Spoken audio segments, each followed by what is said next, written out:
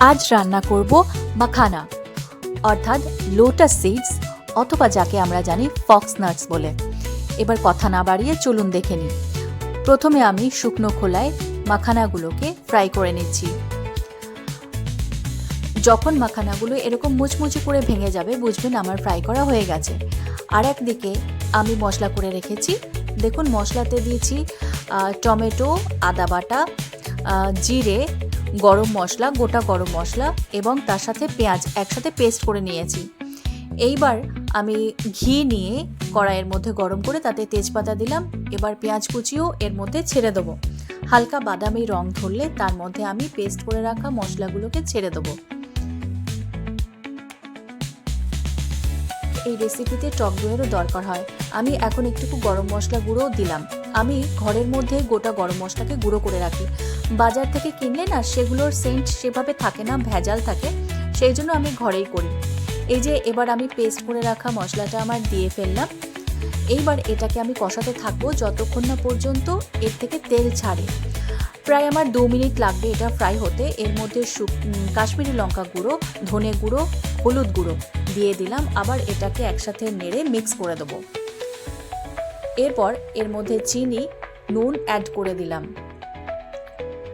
যখন মশলা থেকে তেল ছাড়বে জানবেন আমার মশলা কষানো হয়ে গেছে।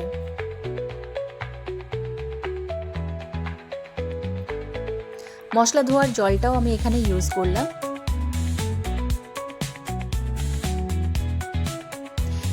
এবার বাটিতে যে টক দইটা রেখেছিলাম সেই টক দই এর মধ্যে আচ্ছা একটা জিনিস কেয়ার করবেন যে আমি একদমই সেম আঁচে টক দইটা দেবো, আদারওয়াইজ টক দই ফেটে যাওয়ার চান্স থাকে। সেই জন্য আঁচ একদম সিমে রেখে তারপরেই টক দইটা আপনি মিক্স করবেন। কখনোই ফুল আঁচে টক দই দেবেন না। আবারও গরম মশলা গুঁড়ো এর মধ্যে অ্যাড করব। একসাথে ভালো করে নেড়ে চেড়ে এটাকে আমি 2 মিনিট কুক হতে দেবো।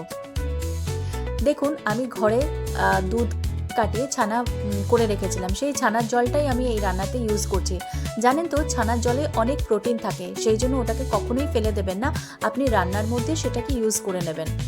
আমার যখন মশলাটা ফুটে এসেছে এরপরে আমি মাখানাগুলো অ্যাড করে দিলাম। এবার ভালো করে মিক্স করে নিচ্ছি মাখানাগুলোকে।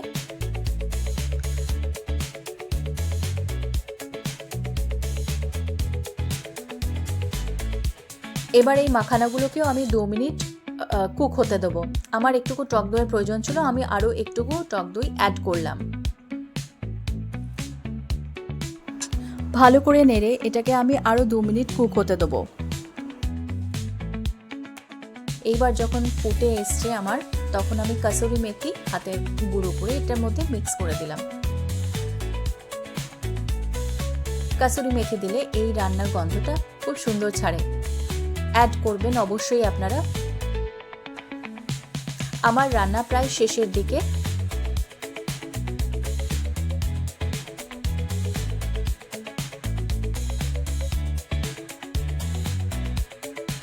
এবার দেখুন আমি সার্ভ করে নিচ্ছি সার্ভিং বাউলে।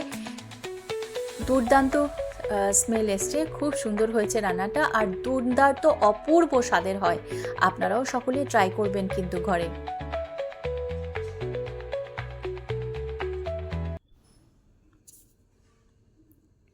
অপূর্ব হয়েছে, দুর্দান্ত হয়েছে স্বাদে।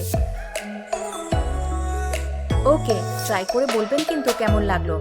চলুন তাহলে এবার টাটা, বাই বাই, আবার যেন দেখা পাই।